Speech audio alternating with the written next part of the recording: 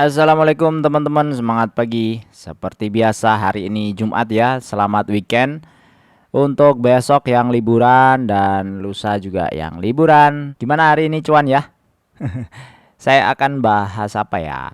BCA nih. Katanya lagi rame nih Bang BCA, katanya mau diambil alih oleh Danantara. Ada yang ngusulin ini usulnya aneh banget menurut saya dan bikin gaduh ya. Sepertinya ada efek juga di BCA. Sahamnya juga turun, lumayan nih turun 1%.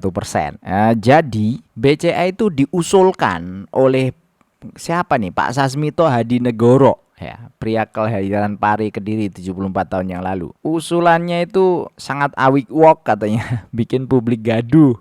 Pemerintah punya hak untuk mengambil kembali 51% saham BCA tanpa harus membayar. Opo maksudnya? Oh aneh ini. Saya nggak tahu cara berpikirnya bagaimana. Itu nggak paham saya. Ini sampai dijawab oleh Danantara ya, akhirnya bersuara. Jadi dia tuh bukan pertama kali melontarkan ini. Bulan Juni 2023 dia juga sempat melontarkan ide serupa memakai sandaran kasus BLBI tahun 98. Publik bertanya-tanya mulai dari aneka dugaan bahkan sampai tudingan kepada pemerintah. Sentimen negatif di lantai bursa terhadap saham BCA. Anggota DPR pun ikut berbicara agar yang bersangkutan lebih bijak dalam berpendapat gitu ya. Bola liar ini juga dijadikan kabar kalau pengambil alihan saham BCA akan dilakukan melalui BPI atau Badan Pengelola Investasi Danantara Indonesia. Sesaat setelah rapat tertutup bersama Komisi 11 DPR, petinggi Danantara pun ditanya soal kebenaran isu. Jawaban dari CEO Danantara Indonesia, Rosan Perkasa Roslani, sangat singkat, padat, tepat, dan akurat. Jawabannya nggak ada katanya. Dan saya coba cari-cari ini. Saya nanya ke DeepSeek ya. Saya nggak tahu kenapa saya nggak terlalu suka pakai Chat GPT ya. Jadi nggak tahu cara menjelaskannya itu menurut saya itu kok saya seneng pakai DeepSeek. Jadi saya nanya nih kronologinya sejarah BCA gimana sih kan gitu ya. Ini ada garis waktu era awal 1955 sampai 97 itu BCA itu didirikan oleh Lim Sio Liong ya, Sudono Salim dengan nama Bank Sentral Asia NV, fokus perbankan. Ini 1955.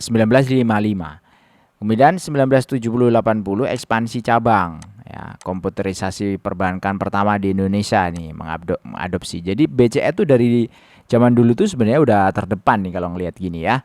Kemudian 1988 memanfaatkan deregulasi perbankan untuk mempercepat pertumbuhan. Ini saya nggak tahu detailnya apa. Nanti teman-teman kalau mau ya detailin aja lah. Tapi saya nggak terlalu penting. Jadi maksudnya saya lewatin aja. Nah, krisis moneter itu 98. Setelah krisis moneter itu menyebabkan ras besar-besaran. Jadi karena 98 krisis, bank itu kan diminta atau regulasinya oleh pemerintah. Dia itu hanya boleh memegang 10% dari nilai tabungan atau nilai asetnya si nasabah ya. Namanya saya agak lupa apa ya namanya ya. Pokoknya kayak threshold gitu.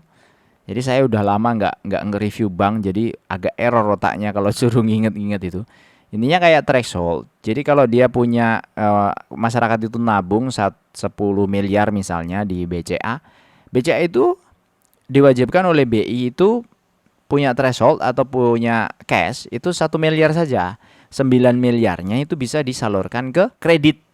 Ya, jadi dipakai untuk modal kredit, jadi diputar lagi istilahnya gitu. Nah, kalau terjadi krisis moneter maka ada rush besar-besaran. Nah, ketika rush besar-besaran oleh nasabah, nasabah kan pengen narik uangnya. Jadi uangnya yang tadi pengen ditarik tadi karena dia hanya nyiapin 10%. Nah, dari 100% kalau nariknya bareng-bareng kan 10% pasti nggak cukup dong gitu. Sehingga itu jadi panik gitu loh. Jadi panik ya, dan efeknya bisa berantai. Nah, terus aset BCA dibekukan oleh pemerintah akibat utang konglomerat Salim Group. Jadi krisis besar-besaran, utangnya gede, krisis exchange rate-nya naik, dia nggak bisa bayar utang. Nah, terus dibekukan, nggak boleh beroperasi kan, bekukan kan.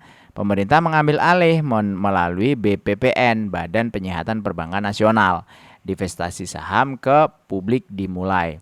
Itu 99. Jadi pada waktu itu itu diambil alih oleh BPPN. Terus era pemulihan 2000, BCA melantai di bursa dengan kode BBCA. Penawaran perdana saham ibu berhasil memulihkan percaya. Terus konsorsium yang dipimpin Varindo Investment Jarum Group membeli saham mayoritas BCA dari pemerintah nih loh. Membeli. Jadi awalnya punya Lim Sio Leong, kemudian dibeli pemerintah seolah-olah di apa namanya di bail out ya namanya ya.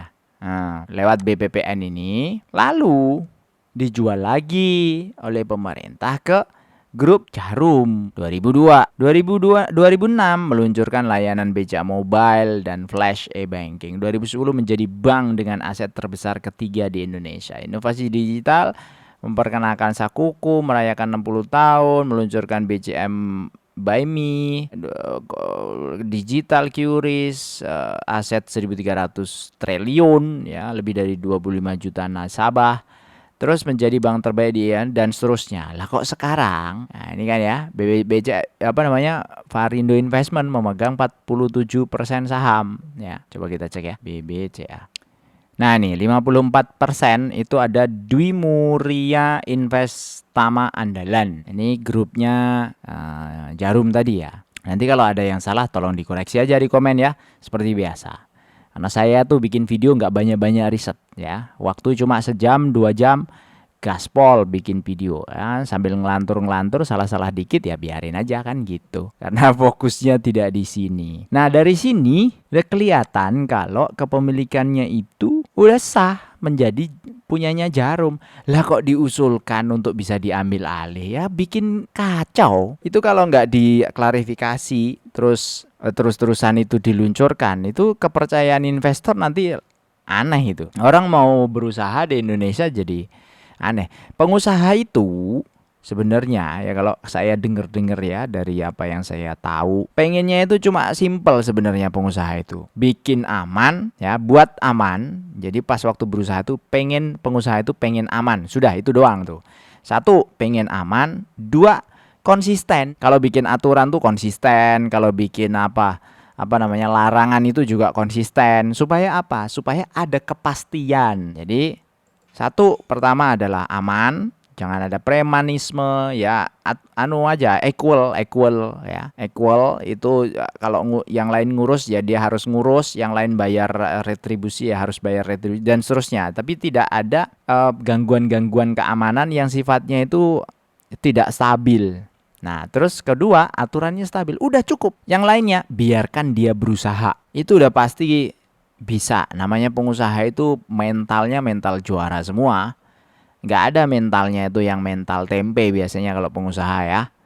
Ada kesulitan, gaspol terus gitu. Dan biasanya kalau sudah biasa berusaha, biasa punya mindset positif progresif, itu apapun rintangan kalau udah tidak ada masalah hukum, tidak ada masalah regulasi yang carut marut, tidak ada premanisme, pokoknya fair aja bertarung di field yang sama ya, playing field yang sama. Biasanya pengusaha itu seneng begitu tuh. Jadi competitive advantage atau competitiveness-nya mereka itu ditarungkan di lapangan yang sama. Itu menurut apa ya teman-teman atau menurut pengalaman saya diskusi dengan orang-orang yang berusaha itu udah cukup. Lah tapi kalau ada komen-komen seperti ini yang disampaikan oleh Pak siapa nih? Sasmito Hadinegoro ini ya, beliau tanpa perlu membayar. Habis dunia persilatan habis ya. Ya, saya kira itu untuk BCA ya. Nah,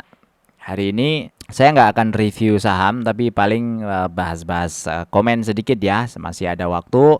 Bang kasih review dong untuk saham dividen di atas 10% tapi kurang liquid. Kalau saya pribadi nggak gitu khawatir selama dividen di atas 10%, tapi kadang kepikiran kalau susah dijual karena nggak liquid gimana bang? Sebentar ya. Ini adalah saham-saham yang sudah saya short nih, yang kurang liquid. Yang buat saya kurang liquid itu yang di bawah 1 miliar sehari itu adalah kurang liquid. Contoh misalnya ya, CLPI satu hari itu 0,18 miliar. Berarti berapa tuh? 180 juta ya. Oke. Toto sekitar 500 juta. PBIT sehari sekitar 460. IPCM 640, EPMT itu sekitar 60 juta ya. Kemudian SPTO sekitar 580 juta dan seterusnya. Oke. Yang terendah adalah GHON nih. Taruhlah 30 juta. Ya, ini dividen yieldnya 7,1%. Nah, kalau abang tadi bilang di sini adalah kurang liquid, kepikiran susah dijual, susah jualnya. Nah, caranya kita memikirkan susah jual apa enggak ya, berapa pegangannya kita. Misal, kita punya uang 1 miliar misalnya ya. 100 juta dimasukkan ke saham A, 100 juta dimasukkan ke dalam saham B, 100 juta dimasukkan. Kan gitu ya kalau punya 1 miliar ya.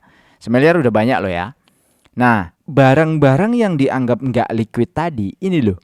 Taruhlah misalnya masuk ke CLPI, kita ngomong 100 juta aja misalnya nih. Punya 1 miliar, 10% masuk ke CLPI, 10% masuk 90% masuk ke 9 saham yang lain kan.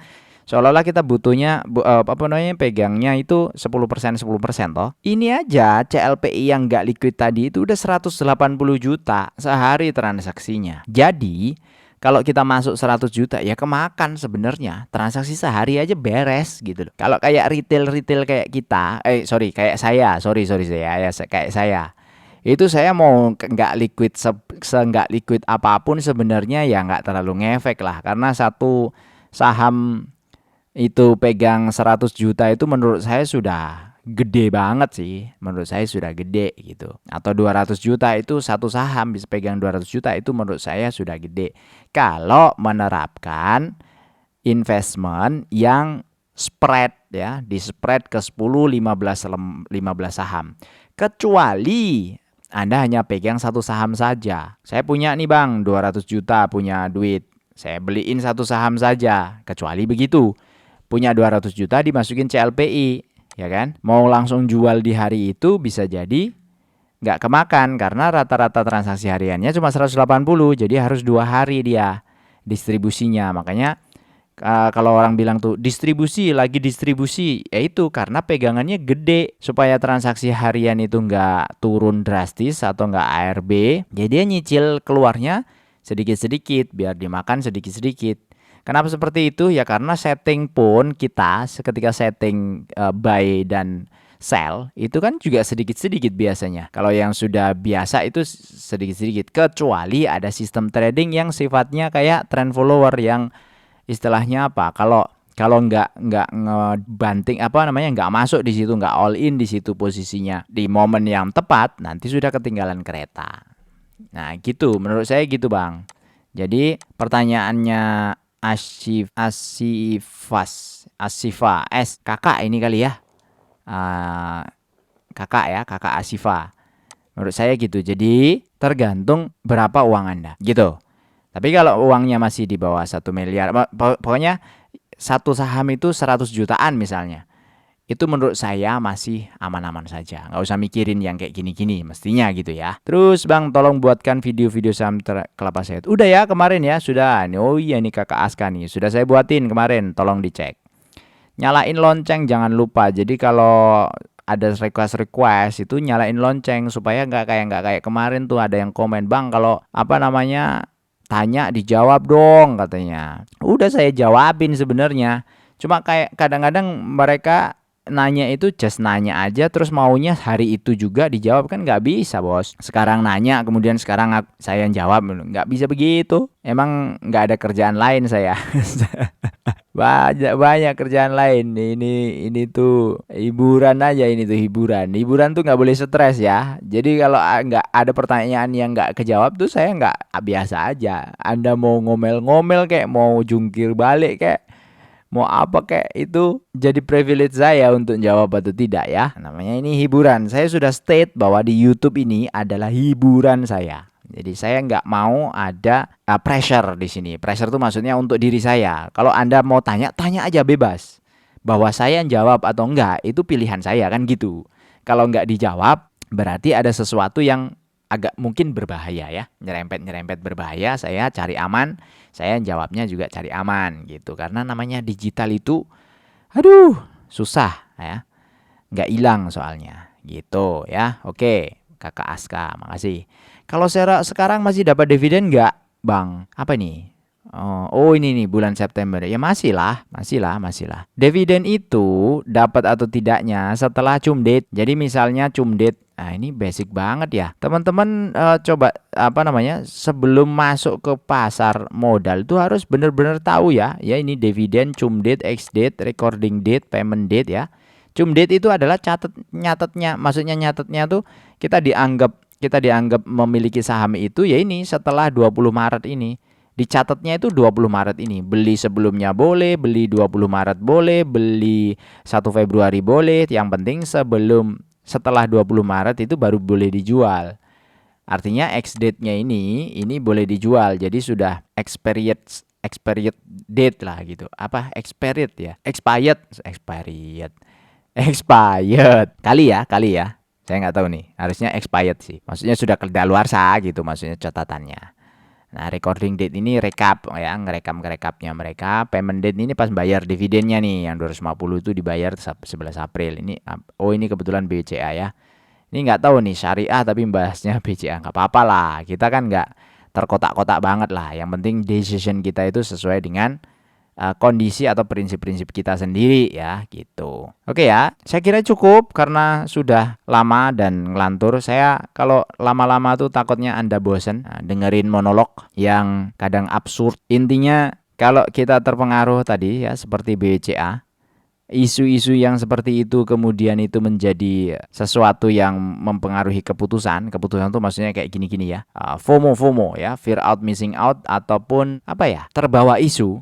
Jangan masuk di pasar modal. Jangan, saya sarankan. Tarik semua uang Anda, investasi aja di UMKM, di teman-teman Anda yang tahu bisnis ya. Invest aja di mereka yang amanah ya, cari yang amanah. Jadi kalau masih ke bawah-bawah isu ini, isu itu tanpa kita tahu cara masuk dan keluarnya, jangan investasi di pasar modal. Itu aja dari saya, makasih. Semoga bermanfaat. Wassalamualaikum warahmatullahi wabarakatuh.